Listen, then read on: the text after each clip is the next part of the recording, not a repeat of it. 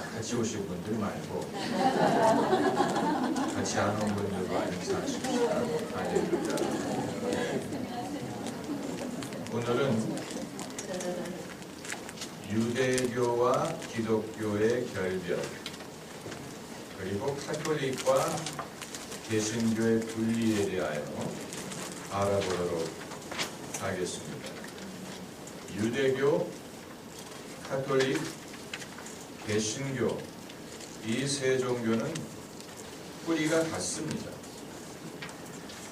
사실 여기에서 우리가 이슬람을 생각할 수도 있지만 이슬람은 지난주에 우리가 이미 알아봤고 또 이것은 뿌리가 같다고 말하기에는 너무 차이가 많기 때문에 오늘 강좌에는 포함시키지 않고 유대교, 카톨릭, 그리고 개신교의 분리에 대해서 알아보도록 하겠습니다. 이것을 한 그루의 나무에 비교하면 이 뿌리가 다 똑같습니다.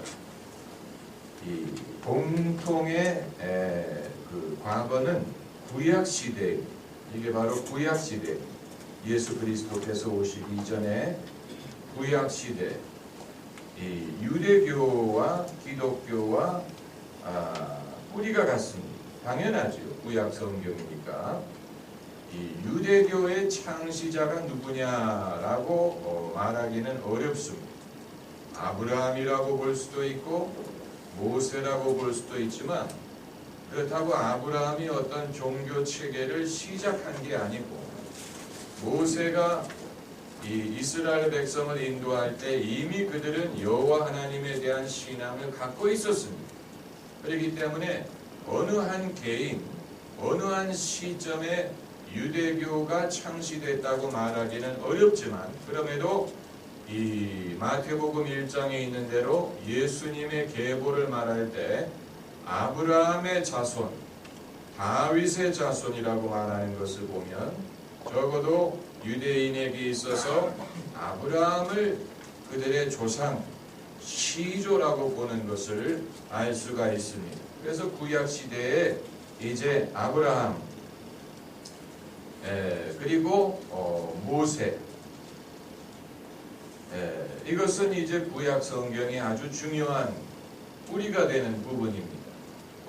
그런데 예수 그리스도께서 등장하시면서 나무 가지가 갈라지기 시작했습니다.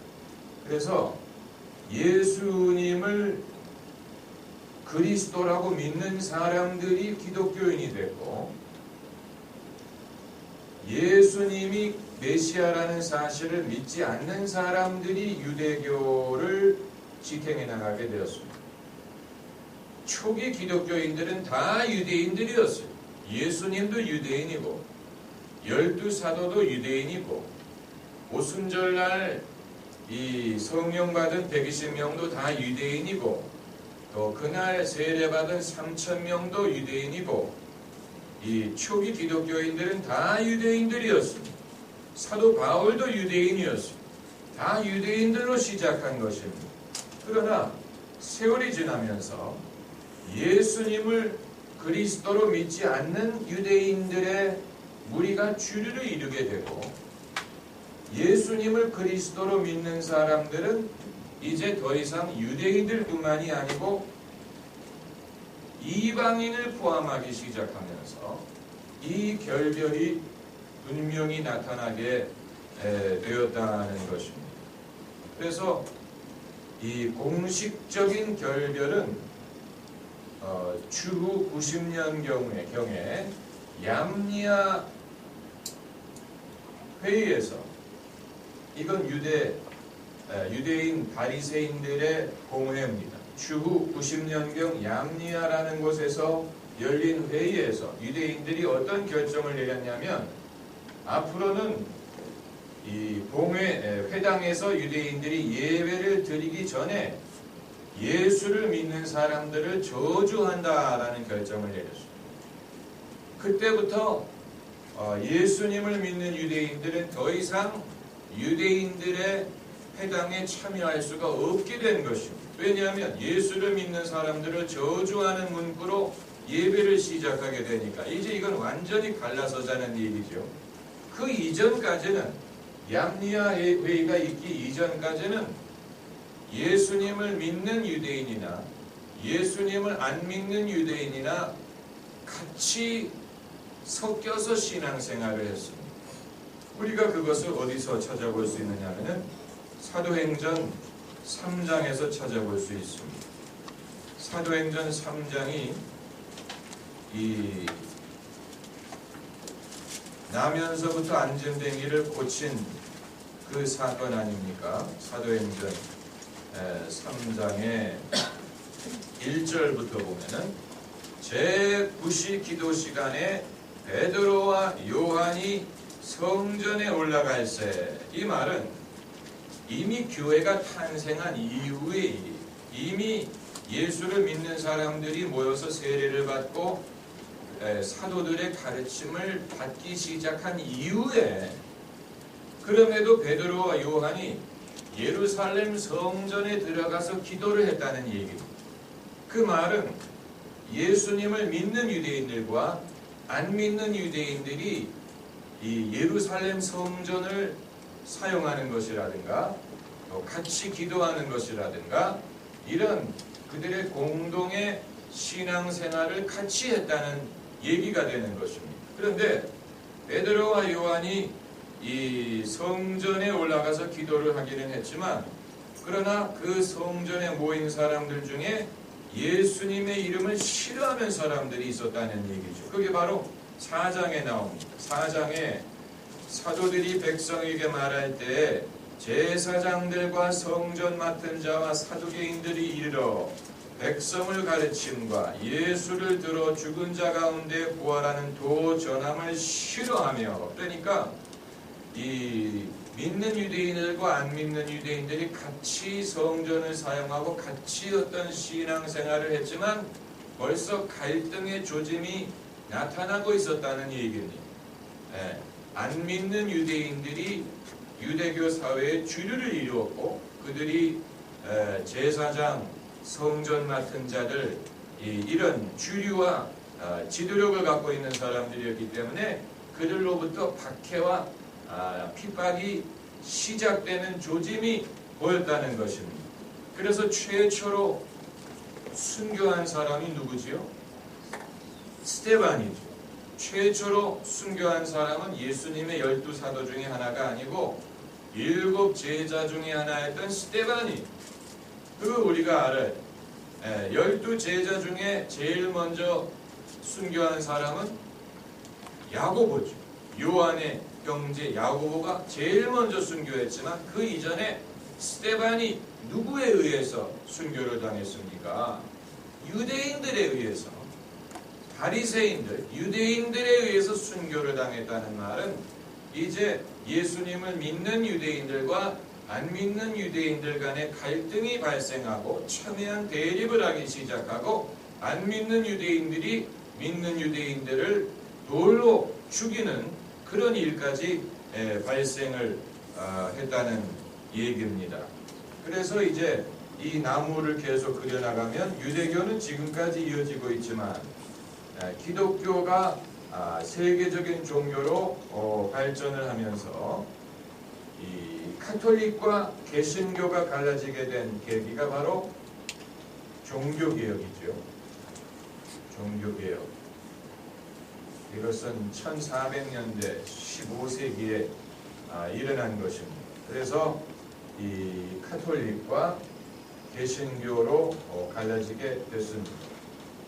참고로 우리나라에서는 기독교라는 말을 개신교를 일컫는 말이라고 생각을 하는데 그건 잘못된 것입니다. 이 기독교라는 말은 개신교든 카톨릭이든 예수 그리스도를 믿는 그 종교 전체를 일컫는 말입니다. 영어로 한다면 Christianity, Christianity를 기독교라고 부르고, 개신교는 기독교가 아니고 개신교라고 부르는 게 옳습니다. 프로테스탄트. 프로테스트란 말은 저항하다, 항의하다라는 뜻이죠.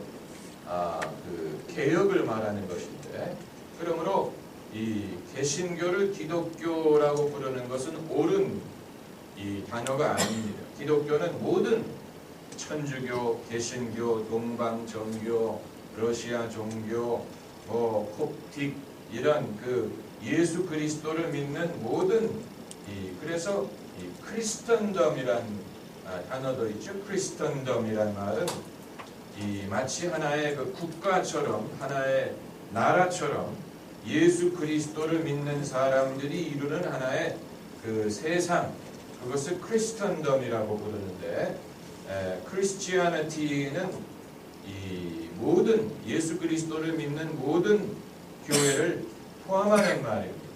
아무튼 종교 개혁 이후에 이제 카톨릭과 개신교가 나누어지게 되었습니다. 그런데 이제 오늘 언급은 하지 않겠지만 이 종교 개혁이 일어나기 이전에 이미 한 번의 분리가 또 있었어요. 그게 바로 동방과 서방 종교의 분리입니다. 그 오늘 얘기하지 않겠습니다. 너무 복잡하고 그렇기 때문에 동방이라 하면 이제 그 보스포러스 해협을 중앙으로 해서 동쪽은 아시아, 서쪽은 유럽이라고 그러지 않습니까? 그런데 이제 그 동방교회와 서방교회가 갈라지는 일이 발생을 했어요. 동방교회의 중심은 콘스탄티노플이었고 서방교회의 중심은 로마에. 그래서 카톨릭을 로마 카톨릭이라고 부르는 것입니다. 서방교회고 동방교회가 갈라지는 일이 그 이전에 발생을 했습니다. 자, 그러면 이와 같은 그 어떤 그 분리, 같은 뿌리에서 시작을 했는데 왜 같이 가지 않고 나누어지게 됐느냐? 우리가 가급적이면 연합하고 또 뭉치면 살고 흩어지면 죽는 게 아니냐? 종교적으로도 자꾸 그렇게 갈라지고 차이를 강조하지 말고 같은 동일한 면을 강조하고 우리가 같이 가는 게 그게 종교의 정신이 아니냐, 그렇게 생각을 할 수 있지요. 충분히 그렇게 생각할 수 있습니다. 그러나 성경이 우리에게 보여주는 원리는 무엇이냐면 사람이 의도하지 않았더라도 이 창세기에서부터 우리가 보는 것은 이 혈통이라든가 전통이라든가 이런 것이 같다고 해서 반드시 하나님의 섭리를 같이 따라가는 것이 아니고 대중에는 곁길로 가는 사람들이 더 많고 그 진리를 쫓아오는 소수의 사람들이 있었다는 사실이에요. 창세기가 우리에게 보여주는 것이 바로 그것 아닙니까? 아담에게 처음에 두 아들이 있지 않았습니까? 가인과 아벨이 있었어요. 둘 다 아담의 아들이었어요. 그러나 하나님은 가인의 제사를 받지 않고 아벨의 제사를 받으셨죠. 그래서 가인이 아벨을 죽였어요. 그래서 아담과 하와가 셋을 낳죠. 셋의 후손을 통해서 이 하나님의 백성이 명맥을 유지했습니다. 그래서 내려오다가 이제 노아의 세대까지 오게 되는데 노아에게 세 아들이 있었어요. 함, 셈, 야벳, 이 세 아들이 있었는데 하나님의 백성은 함의 자손도 아니고 야벳의 자손도 아니고 셈의 자손을 통해서 이어졌어요. 여기 뿌리는 같지만 벌써 곁길로 가는 사람들이 있는 거예요. 가인의 후손이라든가 함의 후손, 야벳의 후손은 곁길로 가는 것입니다. 셈의 후손 중에 누가 등장하냐면 아브라함이 등장하죠. 아브라함이 셈의 후손. 그래서 아브라함이 하가를 통해서 누구를 낳습니까? 이스마엘을 낳습니다. 순서로 따지면 이스마엘이 먼저 첫 아들이. 그러나 이스마엘은 육신을 통해서 낳기는 했지만 하나님의 약속에 의해서 낳은 것이 아니었기 때문에 아브라함의 기업을 이어받을 수가 없었어요. 그럼 누가 아브라함의 기업을 이어받습니까? 이삭이죠. 뿌리는 같아요. 이스마엘과 이삭이 아브라함을 아버지로 두고 있다는 점은 같지만, 그러나 하나님의 이 구속의 역사는 이삭을 통해서 이어져. 이삭에게 또 두 아들이 있었어요. 누구와 누굽니까? 에서와 야곱. 에서가 형이에요. 야곱이 동생입니다. 그러나 장자권을 누가 받았느냐? 야곱이 받았어요. 야곱이 아버지의 축복을 받고, 하나님의 섭리는 에서가 아닌 야곱의 후손을 통해서 이어집니다. 그래서 야곱이 몇 명의 아들을 낳습니까? 12명의 아들을 낳아가지고 그 12명이 이스라엘 백성을 이루게 되죠. 이스라엘 백성을 이루게 됩니다. 자, 그런데 이 이스라엘의 혈통을 쫓아서 누가 태어났느냐? 예수 그리스도께서 태어나셨어요. 예수 그리스도께서 이 아브라함의 후손으로 이 이스라엘 혈통으로 태어나셨어요. 그런데 아담에서부터 이스라엘 백성까지는 혈통에 의한 것이 있었어요. 혈통이죠, 다. 다만 모든 혈통은 아니지만 그 중에 하나님의 선택받은 이 어떤 혈통을 통해서 이어졌는데, 예수 그리스도 이후에는 더 이상 혈통이 아닌 믿음을 통해서 하나님의 백성의 계보가 이어지게 된다는 것입니다. 그걸 보여주는 성경 구절이 바로 요한복음 1장입니다. 요한복음 1장 9절부터 보면은, 참빛 곧 세상에 와서 각 사람에게 비추는 빛이 있었나니 그가 세상에 계셨으되 세상은 그로 말미암아 지은 바 되었으되 세상이 그를 알지 못하였고 자기 땅에 오매 자기 백성이 영접지 아니하였으나, 여기서 자기 백성이라 하면 누구를 말하는 것입니까? 바로 이스라엘 백성을 말하는, 혈통적으로는 하나님의 백성인 이스라엘이 예수 그리스도를 영접지 않았다. 자기 백성이 영접하지 않았어. 그래서 자기 백성이 아닌 백성을 통해서 이 믿음의 역사가 이어지게 된 것이죠. 12절을 보면, 영접하는 자 곧 그 이름을 믿는 자들에게는 하나님의 자녀가 되는 권세를 주셨으니, 이 하나님의 자녀가 되는 권세는 더 이상 혈통으로나 육정으로나 사람의 뜻으로 나지 아니하고 오직 하나님께로서 난 자들이니라. 그러므로 이제 예수 그리스도 이후에는 하나님의 자녀가 되는 길이 더 이상 혈통을 통한 게 아닌, 육신을 통한 게 아닌 하나님으로 말미암아 믿음을 통해서 이것이 이어지게 됐다는 것입니다. 그래서 이제는 유대인들뿐만이 아니고 이방인들에게 복음이 전해지게 되었죠. 이 유대인들, 그 예수 그리스도를 믿지 않는 유태인들, 우리가 요즘 시대를 말할 때는 유태인이란 말을 쓰고 성경 시대를 말할 때는 유대인이란 말을 씁니다. 같은 말인데 마치 이스라엘 사람을 말할 때 성경 단어로는 이스라엘라이트라고 말하고, 이스라엘라이트, 이게 성경에 이스라엘 사람을 일컫는 말. 그러나 요즘에는 이스라엘 사람을 이 말로 안 하고 이스라엘리라고. 그 차이가 있어요. 옛날 용어와 성경 용어의 차이가 있어요. 요즘에 이스라엘라이트라고 부르면 무슨 말인지 몰라요. 이스라엘 사람은 이스라엘리. She is a Israeli. He is an Israeli. 이스라엘 사람이다. 마찬가지로 성경을 얘기할 때는 유대인이라는 말을 쓰지만 요즘 시대에는 유태인이라고 말하죠. 이건 그냥 언어의 차이입니다. 요한을 영어로는 존이라고 부르고, 또 러시아 말로는 이반이라고 부르고, 이탈리아 말로는 지오바니라고 부르고, 같은 이름인데 발음이 다른 것처럼 영어로는 바울을 폴이라고 부르고, 이탈리아 말로는 파울로스라고 부르고, 뭐 이런 식으로 피터, 베드로를 영어로는 피터라고 부르고 뭐 다른 말로는 베드로스라고 부르고 같은 말, 메리, 마리아 뭐 같은 이름인 것처럼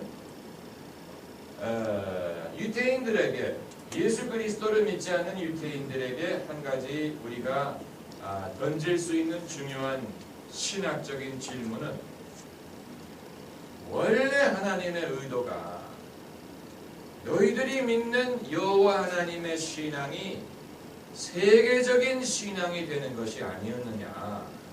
그러나 유대교는 세계인의 종교가 되는데 실패하지 않았느냐. 그걸 어떻게 설명하느냐. 이건 유대인들에게 우리가 던질 수 있는 아주 뼈가 있는 신학적인 질문. 원래 하나님의 의도가 이 창세기 12장을 보면 그게 분명히 나와요. 창세기 12장에 하나님이 아브라함을 선택하실 때부터 이 하나님의 의도가 이 한 민족, 한 어떤 부족, 한 씨족 이들만에게 복을 주고자 하는 게 아니고 그들을 통해서 이 땅의 모든 백성이 복을 받게 하려는 것이었습니다.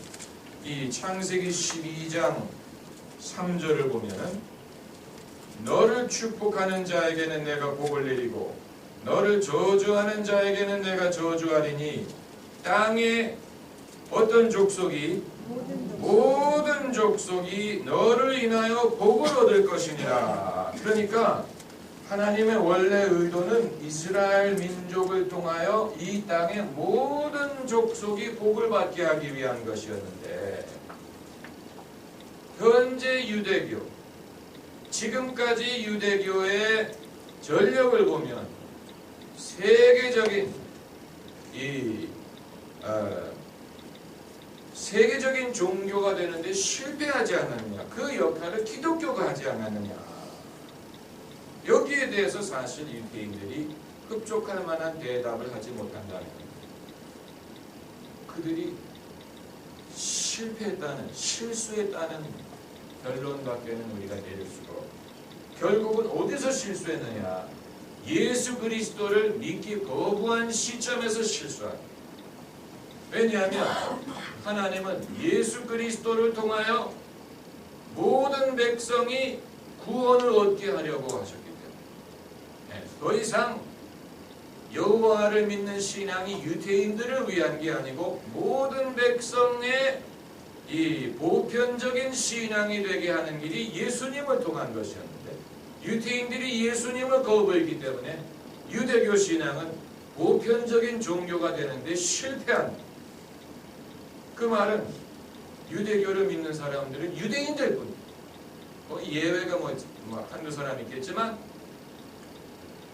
99.99% 유대교를 믿는 사람들은 유대인들 뿐이지 이방인들이 유대교 신자가 되지 않습니다. 이 공식 결별, 유대교와 기독교의 공식 결별이 얌리아 회의에서 일어났다고 말씀을 드렸는데 이 성경을 보면은 벌써 결별의 조짐이 나타나는 구절들이 많이 있습니다. 먼저 마태복음 8장을 찾아봅시다. 마태복음 8장 10절부터 12절까지. 마태복음 8장 10절부터 12절까지. 이 4개 복음서 중에서 마태복음은 특별히 유대인들을 위해서 기록한 복음서라고 봅니다. 그런데 유대인들을 위해서 기록한 복음서에 이 구절이 나온다는 것은 굉장히 의미심장한 것입니다. 8장 10절부터 보면은 이제 로마 백부장에 대한 이야기예요. 로마 백부장이 이방인 아닙니까? 그런데 이방인에게 예수님이 이 이방인에게 큰 믿음을 보셨습니다.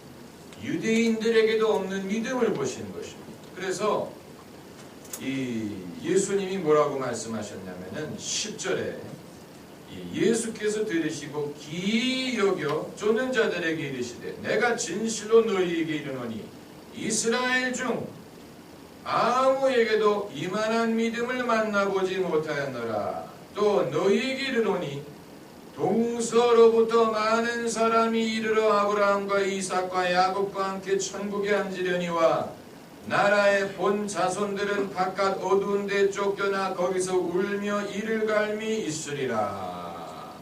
예수님이 예언하시는 겁니다. 이 말씀만 보고 판단할 때 유대인들이 바깥 어두운 데 쫓겨나가서 슬피 울며 이를 갈게 된다는 얘기고, 이방인들이 동서에서 많이 몰려와서 천국의 잔치자리에 앉게 된다는 얘기예요. 이것은 장차 이 기독교가 이방인 위주의 신앙으로 발전하게 될 것을 예고하는 것뿐만이 아니고 본 백성인 유대인들은 떨어져 나가게 될 것을 예고하는 말씀 구절입니다. 여기서 동서라는 말은 동양과 서양을 아우르는 말인데, 그 당시에는 이 남북이라는 말로서 세계를 설명하지 않고 동서라는 말로 표현했습니다. 동양, 서양. 사람들은 동쪽으로 뻗어나가든가 서쪽으로 뻗어나가든가 둘 중에 하나였습니다. 그래서 이 동쪽으로 가서 발견하는 인도는 동인도, 서쪽으로 가서 발견한 나라를 서인도라고 부르면서 사실은 서인도가 아니고 미대륙을 발견한 것이죠. 이런 식으로 북쪽과 남쪽에 대해서는 별로 생각을 안 했던 것 같아요. 사실 북쪽으로 올라가도 많은 나라가 있고 남쪽으로 내려가도 많은 나라가 있는데 그 당시 사람들의 세계관은 북쪽과 남쪽은 생각하지 않았어요. 남쪽을 생각하지 않은 이유는 사막이 있었기 때문에, 사하라 사막이 있었기 때문에 이 북아프리카 이하를 내려가는 생각을 못했어요. 이 이집트, 리비아, 모로코 이런 북아프리카 밑에 내려가는 것을 상상하지 못했던 것 같고, 북쪽을 생각하지 못한 건 저도 잘 모르겠어요. 아무튼 이 알렉산더 대왕도 동쪽으로 뻗어나갔죠. 그리고 콜럼버스는 서쪽으로 나가려고 했고, 이처럼 동쪽 아니면 서쪽으로 생각을 했지 북쪽 남쪽을 생각하지 않았습니다. 그 당시 사람들의 세계관을 보여주는 거예요. 그래서 예수님도 말씀하시기를 동서에서, 동서 from the east and west 해서 또 동서식품이 예수 믿는 사람이 시작한 회사인가 궁금하게 생각합니다. 동서식품, 사실 좋은 이름이 동서, 성경에 나오는 얘기가 아닙니까? 그런데 이제 동서로부터 많은 사람이 이르러, 이건 이방인을 말하는 것인데 많은 사람, 큰 무리가 아브라함과 이삭과 야곱과 함께 천국에 앉으려니와 나라의 본 자손이 누구를 말합니까? 유대인들은 바깥 어두운 데 쫓겨나 거기서 울며 이를 갈미 있으리라. 유대인들이 제일 싫어하는 성경 구절의 하나가 될 것입니다. 그런데 예수님이 여기서만 그런 말씀을 하신 게 아니고 그런 말씀을 여기저기서 많이 하셨어요. 탕자의 비유도 전형적인 탕자의 비유에서 형은 한 번도 아버지 집을 떠나본 적이 없는 이 경건한 유대인을 뜻하고, 탕자, 동생은 원래는 아버지 아들이었다가 떠나갔던 이방인을 뜻하는 것입니다. 이방인이 결국은 돌아오죠. 아버지 결국은 돌아와. 그런데 그것을 제일 싫어한 사람이 형이었죠. 그래서 잔치자리에 들어오기를 거부했죠. 벌써 이 탕자의 비유에도 본 백성은 잔치에 들어오지 않고 떠나갔던 이방인이 오히려 더 환영을 받고 더 잔치자리에서 이제 그 아버지의 사랑을 실감하는, 벌써 여기에도 이 앞으로 벌어질 일을 예수님이 예고하시는 그런 말씀이 있는 것입니다. 그것뿐만이 아니고 나중된 자가 먼저 된다.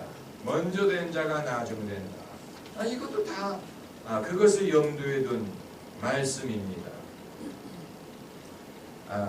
그래서 이제 그 유대교와 기독교가 원래는 같은 뿌리였는데 결국은 결별해서 서로 다른 길을 가게 됐죠.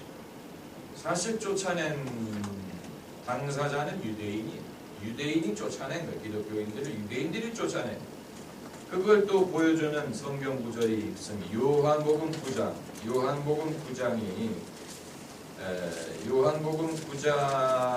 요한복음에는 바리새인이란 말이 등장하지 않고 유대인이란 말이 등장해요.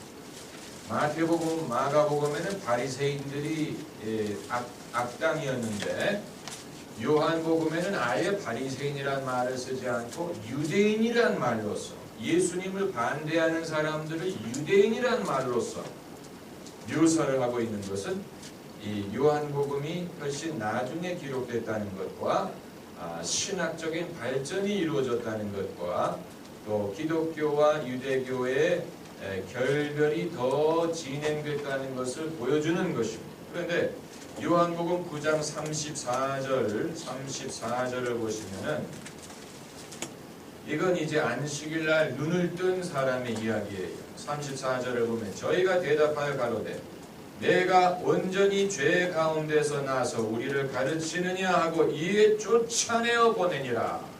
쫓아냈다라는 말, 출교했다는 말, 출교시켰다는 말. 이건 장차 예수 믿는 유대인들을 안 믿는 유대인들이 쫓아낼 것을 예고하는데 이제 요한복음이 언제 기록됐느냐에 따라서 이게 좀 차이가 있을 수 있죠. 90년 이후에 기록이 됐다면 이미 성사된 일을 말하는 것이고 이전에 기록됐다면 예고하는 것이고 요한복음이 정확히 언제 기록됐는지 우리가 알 수 없는 한은 그걸 단정할 수 없습니다만은 아무튼 쫓아냈죠. 안 믿는 유대인이 믿는 유대인을 쫓아냈어. 그리고 35절에도 예수께서 저희가 그 사람을 쫓아냈다 하는 말을 들으셨더니 그를 만나서 가라사대 내가 인자를 믿느냐? 대답하여 가라되 주야 주여 그가 누구시오니까 내가 믿고자 하나이다. 이제 그 예수님을 믿는 자가 쫓아내게 되는 더 이상 유대인들이 기독교인들을 용납하지 않는 그 결별을 보여주고 있는 것입니다. 이 문제에 대해서 제일 많이 고민한 사람 중에 하나가 누군지 아십니까? 사도 바울. 사도 바울이 이 문제에 대해서 많이 고민했어요. 이 로마서를 보면 그게 나타납니다. 로마서 9장을 보세요. 로마서 9장에만 있는 게 아니에요. 사실 베드로는 누구를 위한 사도였습니까? 유대인을 위한 사도였고 바울은 누구를 위한 사도였습니까? 이방인을 위한 사도였어요. 그 말은 바울과 베드로가 서로의 영토를 줍니다. 우리가 그러니까 사도라고 뭐 젠틀맨이고 경쟁심이 없고 그럴 줄로 생각하면 베드로와 바울은 같은 물에서 놀 수 없는 사람. 같은 물에 그들을 풀어놨다간 큰일 나. 그래서 서로 다른 길을 가요. 너는 이쪽으로 가고 우리는 이쪽으로. 그래서 영토를 나눈 거예요. 마치 오비 맥주와 크라운 맥주가 서로 영토를 나눠 가지고 소주 회사들이 그렇게 한다고 하죠. 저는 잘 모릅니다만은 지방에서 팔리는 소주가 다르다고 하는데 지방에 따라서 옛날에 이렇게 허가를 내줬다고 하지 않습니까? 마찬가지로 이 베드로와 요한도 서로 대단한 인물들이기 때문에 같이 있을 수가 없는. 그래서 베드로는 유대인들에게 이제 영토를 맡기고, 바울은 이방인의 영토를 맡기고. 그런데 처음에는 누가 더 유리하게 보였겠습니까? 베드로가 왜냐하면 유대인들이 제일 처음에 믿었으니까. 그러니 베드로는 내가 더 유리한 고지를 선점했다 이렇게 속으로 생각했어요. 그런데 나중에 보니까 유대인들은 점점 예수님을 안 믿고 이방인들, 예수 믿는 이방인들은 수도 없이 많이 무궁무진한 시장이 거기 있는 거예요. 그래서 나중에는 베드로가 어떻게 했는지 아세요? 자기도 이방인한테 갔어요. 그래서 어디서 죽었어요? 로마에서 죽었어요. 아니 유대인의 사도가 왜 로마로 갔느냐? 그럴 수밖에 없죠. 유대인들이 하도 핍박하고 그러니까 결국은 이제 베드로도 이방인을 향해서 갈 수밖에 없었던 것인데, 로마서 9장 1절부터 3절까지 우리 같이 읽어봅시다. 내가 그리스도 안에서 참말을 하고 거짓말을 아니하노라. 내게 큰 근심이 있는 것과 마음에 미치지 않은 고통이 있는 것을 내 양심이 성령 안에서 나로 더불어 증거하니, 나의 형제 곧 고륙의 친척을 위하여 내 자신이 저주를 받아 그리스도에게서 끊어질지라도 원하는 바로라. 이 말이 무슨 말이냐면, 내 친척인 유대인들이 예수님을 믿지 않는 것에 대하여 고통을 당하고 있었다. 굉장히 깊은 고민이에요. 왜 유대인들이 예수님을 버릴까? 왜 그럴까? 그래서 심지어 내가 끊어지는 대가로 유대인들이 구원을 받을 수만 있다면 자기는 끊어지고 싶다. 이렇게까지 이제 말한 것입니다. 그런데 그가 결국 이제 이 문제에 대해서 어떤 이 해답을 얻느냐면은, 어떤 식으로 이제 그 마음의 평강을 얻느냐면은, 하나님이 바울에게 무엇을 말씀하셨냐면은, 이방인의 충만한 수가 들어올 때까지, 이방인의 충만한 수가 들어올 때까지 유대인들이 마음이 완악하게 하셨다. 하나님이 그렇게 말씀을 하셨어요. 이방인의 충만한 수가 들어올 때까지 이스라엘 자손들을 완악하게 하셨다. 그 말은 무슨 말입니까? 충만한 수가 차고 난 다음에는 이스라엘 백성도 다시 돌아오게 할 것이다. 그래서 말세의 결정적인 증거 중에 하나는 유대인들이 예수님에게 돌아오는 운동이 일어나는 것을 보면 우리는 그때 예수님이 재림하실 때가 가까웠다라는 것을 알 수가 있는 것입니다. 그래서 아무튼 여러분 유대인들을 얼마나 만나보셨는지 모르겠습니다만은, 저는 캐나다에 이민 가서 제가 다니던 고등학교에 유대인이 그렇게 많지는 않았어요. 근데 유태인 좋은 친구 중에 유태인이 있었어요. 아주 친했어요. 그리고 대학교에 가니까 유태인들이 많은 것, 그렇게 많은 거 처음 봤어요. 대학교에 가니까 교수들도 3분의 1이 유태인이고 학생들도 3분의 1이 유태인, 사방이 유태인, 번스타인, 빈스타인, 브로zen타인, 유태인들, 사방이 유태인들이고, 교수도 유태인이고, 유태인 명절에는 다 쉬어. 수업도 쉬어. 유태인들이 그렇게 많은 걸 처음 봤어. 룸메이트 중에도 유태인이, 사방이 유태인이, 유태인에게 잘못 보였다간 큰일. 그 유태인이 미국 인구에 차지하는 비중이 한 2%, 숫자적으로 굉장히 작은데, 이 엘리트 직장이라든가 월가라든가 금융, 아트, 예술, 영화, 음악, 이런 분야에서는 유태인들의 차지하는 비중이 엄청나게 큽니다. 그러니까 대단한 민족이, 대단한 민족, 교육열이 한국 사람 저리 가라. 유능하고 머리 좋고 재주가 많고 결속력이 있고 또 아이덴티티가 분명하고, 유태인들이 아닌 것 같은데 유태인인 사람도 사실 많아요. 엘리자베스 테일러가 유태인이었죠.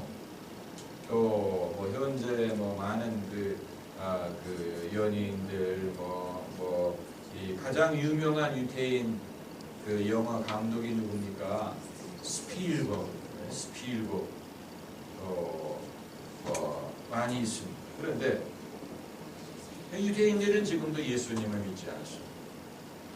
그래서 이 연도를 표시할 때 AD라는 말 대신에 AD라는 말은 라틴어로 아노 도미니 주님의 해라는 뜻입니다. 주님의 해. 도미니는 주님, 아노는 그 해. 몇 년을 말하는 거예요. AD란 말은 주님의 해, 주님이 탄생하신 이유를 AD라고 부르지 않습니다. 우리가 지금 AD 2012년에 살고 있는데 유대인들은 AD라는 말을 안 써요. 왜냐하면 예수님을 주님이라고 믿지 않기 때문에. 그래서 이 CE라는 말을 써요. 이 말은 common era 혹은 크리스천 에라라는 뜻입니다. 기독교 달력, 기독교 연력이라는 말. 그러니까 예수님을 주님이라고 부르지 않는 거예요. 그리고 주전을 뭐라고 씁니까? BC라고 하죠. Before Christ. 주전. 근데 유대인들은 크라이스트라는 말을 안 쓰기 때문에 크라이스트라는 말은 메시아라는 말입니다. 예수님을 메시아라고 믿지 않기 때문에 BC라는 말을 안 써요. 그 대신에 BCE라고 써요. Before Common Era. 사실 이런 것을 접하면 예수 믿는 사람들은 약간 꿀이 나요. 저도 그런 걸 접하면 처음에 좀 언짢아요. 아니 AD, BC라고 말하면 뭔나나. 처음에 저 C라는 말이 무슨 말인지 모르지. 이게 무슨 말이야. 찾아보니까 AD라는 말인데 결국은 비기독교인들에 의해서 용어를 바꾼 거예요. 예수님에 대한 언급하기를 싫어하는 거예요. 예수님을 그리스도라고 부른다든가 주님이라고 부르는 걸 아주 싫어하는 거예요. 그리고 유대인들은 메리 크리스마스라는 말을 안 해요. 한번 들어보세요. 크리스마스 때 메리 크리스마스라는 말을 쓰지 않고 그 대신 뭐라고 하는지 아세요? 해피 할리데이. 해피 할리데이. 미국 TV가 크리스마스 때가 되면 크리스마스라는 말 대신에 할리데이, 해피 할리데이라는 말. 그건 벌써 예수님을 그리스도라고 부르기를 싫어하는 거예요. 크리스마스라는 말이 이 크라이스트라는 말이 들어가는 것이기 때문에 싫어하는 거예요. 그래서 이제는 크라이스트라는 말을 안 믿는 사람들도 함부로 쓰는 유일한 경우가 언제냐? 욕할 때 욕할 때. 예수님의 이름을 가지고 욕을 하는 사람들이 오 세상에 이런 말 하는 데서 오 크라이스트. 그게 오 그리스도요 그런 뜻이 아니에요. 오 예수님 그런 뜻으로 그런 말을 하는 게 아니고 이 화가 났을 때 신경질이 날 때 오 크라이스트 뭐 이런 식으로 아주 이상한 현상. 아니면 오 지서스 그건 예수님 이런 뜻이 아니고 사람이 욕할 때 참 그런 것을 접하면 유대인이 그걸 시작했다는 건 아니고 아무튼 그래서 유대인들은 지금도 그들을 겨냥해서 복음을 전하는 것을 반유대주의적인 행위라고 유대인들을 대상으로 선교하는 것이 힘든 이유가 바로 그것이죠. 다른 어떤 민족도 복음을 전하는 것에 대해서 공식적으로 반발하는 이슬람을 제외하고 이슬람도 그걸 이제 핍박이라고 여기죠. 그러나 무슨 일본 사람들이 복음을 전하면 우리 대일본 제국의 전통에 대한 도전이다 이런 식으로 반발하자. 동남아시아에 가서 복음을 전할 때 우리를 뭘로 보고 우리에게 함부로 복음을 전하느냐 그렇게 반발하죠. 그러나 유대인들은 그들에게 복음을 전하면 반유대주의적인 행위다. 이렇게 그것을 규정. 그렇기 때문에 아주 힘들어. 아주 힘들어. 기독교 신앙을 그들에게 전하는 것을 싫어. 강요당한다고 봅니다.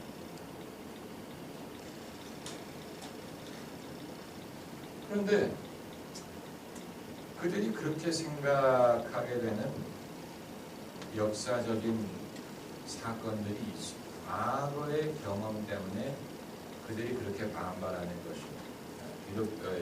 유대인들이 지난 2000년 동안에 개종을 하라고 많은 강요를 했습니다. 개종을 강요당했습니다. 믿든지 떠나든지 둘 중에 하나다. 이런 식으로. 예수 그리스도를 믿고 세례를 받든가 아니면 우리나라에서 떠나라. 이런 요구도 받고 또 차별을 받았죠. 많은 차별을 받았어요. 기독교인들에 대해서 차별을 받았어요. 셰익스피어의 희곡 중에 반유대주의적인 정서를 갖고 있다고 보는 작품이 대표적인 작품이 뭡니까? 베니스의 상인. 베니스의 상인에 나오는 샤일록이 유대인이지 않습니까? 악당으로 나왔지. 그런 어떤 이 기독교 문명에 의해서 차별을 당한 과거가 있었고, 그리고 이 나치 독일이 600만 명의 유태인들을 죽이기 전에 러시아에서도 엄청난 박해를 받았는데 그거를 포그람이라고 부릅니다. 포그람은 러시아에 살던 유태인들이 러시아 정부에 의해서 당한 박해를 말합니다. 19세기 말 20세기 초에. 그래서 많은 수의 유태인들이 미국으로 이민을 왔죠. 그들이 뉴욕과 시카고로 이민을 와가지고 시작된 많은 이제 기업을 하고 그랬는데 그 중에 대표적인 게 바로 리바이 스트라우스 지인이죠. 리바이 스트라우스 지인이 러시아에서 이민 간 유태인에 의해서 시작된 그리고 이제 홀로코스트는 나치 독일에 의해서 600만 명의 유럽에 살던 600만 명의 유태인들이 학살당한 사건. 이런 과거가 있기 때문에 지금 이 시대에 유태인들에게 복음을 전하는 것이 어려운 거예요. 이런 기독교인들에 의해서 이런 박해를 받았던 전력이 있기 때문에 그들은 기독교를 그들의 어떤 아이덴티티를 부정하고 박해하는 세력과 동일시하는 거예요. 제가 여러분에게 이것을 말씀드리는 이유는 우리가 이걸 알아야 상황을 이해할 수 있기 때문에 그렇습니다. 그럼에도 불구하고 유태인들 중에도 예수님을 믿는 사람들이 있습니다. 그들을 메시아 유대인이라고 부릅니다. 메시아 영어로 하면 메시아닉 주. 유대인으로서 예수님을 믿는 사람 소수의 기독교인들이 있습니다. 유대인들은 뭐를 믿느냐? 그들은 이제 구약 성경을 믿죠. 구약 성경에서도 특별히 모세 오경을 핵심적으로 믿습니다. 모세 오경은 창세기에서부터 신명기까지 5권의 그 책을 말하지 않습니까? 토라라고 부르는데 그게 이제 그들에게 있어서는 가장 중요한 경전이고 또 구약 성경 전체를 믿고 또 탈무드는 성경만한 그런 권한을 갖고 있지는 않지만 그럼에도 그들의 어떤 종교적인 사상을 담고 있습니다. 여러분 뉴욕 같은 데를 가면 검정색 모자를 쓰고 수염을 이렇게 길게 늘어뜨리고 검정색 정장을 입고 걸어다니는 사람들을, 남자들을 발견할 뉴욕 같은데, 그 중에는 나이든 할아버지만인 게 아니라 젊은 사람도 수염을 이렇게 기르고 이렇게 수염을 이렇게 뭐라고 합니까? 이렇게 돌돌돌돌 말아가지고, 그리고 그 검정색 모자를 쓰고 걸어다니는 사람이 있는데, 유대교에 세 종류가 있어요. 정통, 보수, 개혁, 세 종류. 그런데 이 검정색 옷을 입은 사람들이 이제 정통. 그들은 그 모세 율법을 가장 열심히 지키는 사람. 그리고 이제 그 다음에 보수가 있고 개혁이 있습니다. 여기에 대해서 이제 우리가 뭐라고 말할 수 있느냐? 유대교는 가장 결정적인 사건인 예수 그리스도를 거부했다는 거죠. 이게 예수 그리스도가 없는 구약은 실체가 없는 그림자와 같다. 구약 성경이 장차 오실 메시아에 대해서 예언을 했는데, 메시아를 부인해버리면 메시아에 대한 약속만 들고 다닐 거란 얘기입니다. 약속은 있는데 성취가 없는, 예언은 있는데 성취가 없는, 그림자만 있고 실체가 없는 신앙이, 그게 유대교예요. 불완전한 경전, 불완전한 하나님의 계시. 예수 그리스도가 없는 구약은 불완전한, 시작은 있는데 끝이 없어. 끝나지 않았어. 그냥 어정쩡하게 끝나버려요. 당연히 우리는 그것을 알죠. 왜냐하면 신약이 구약을 성취해요. 예수님 안에서 구약의 약속이 이루어져요. 예수님 안에서 구약의 이 예언이 성취가 되는데, 예수님을 믿지 않으면 이사야서 53장 같은 구절을 어떻게 이해하겠습니까? 한번 찾아보세요. 구약 성경 이사야서 53장 1033년, 구약 성경 1033년, 이사야서 53장 4절부터 제가 읽겠습니다. 그는 실로 우리의 질고를 지고 우리의 슬픔을 당하였거늘 우리는 생각하기를 그는 징벌을 받아서 하나님에게 맞으며 고난을 당한다 하였노라. 그가 찔림은 우리의 허물을 인하며 그가 상함은 우리의 죄악을 인함이라. 그가 징계를 받음으로 우리가 평화를 누리고 그가 채찍에 맞음으로 우리가 나음을 입었도다. 우리는 다 양 같아서 그릇 행하여 각기 제 길로 갔거늘 여호와께서는 우리 무리의 죄악을 그에게 담당시키셨도다. 이게 누구를 말하는 거냐? 예수 그리스도를 말하는, 장차 예수님의 고난, 예수님의 그 대속의 죽음을 말씀하죠. 예수님이 우리의 죄악을 담당하셨기 때문에 우리가 죄사함을 얻게 되는 것을 말하는. 그런데 예수님을 믿지 않으면 이런 구절을 어떻게 이해를 할 거냐? 이 구절이 누구에 대해서 말하는 거냐? 예수님을 믿지 않으면 이 구절도 거절해야 되는 게 아니냐? 이런 문제가 발생합니다. 이 바울의 말대로 이방인의 충만한 수가 차게 되면 그때 하나님이 그들의 완악한 마음을 변화시켜서 돌아오게 하실 것이다 라고 우리는 보고 있는 것이지요. 5분 쉬었다가 카톨릭과 개신교의 분리에 대해서 공부하도록 하겠습니다.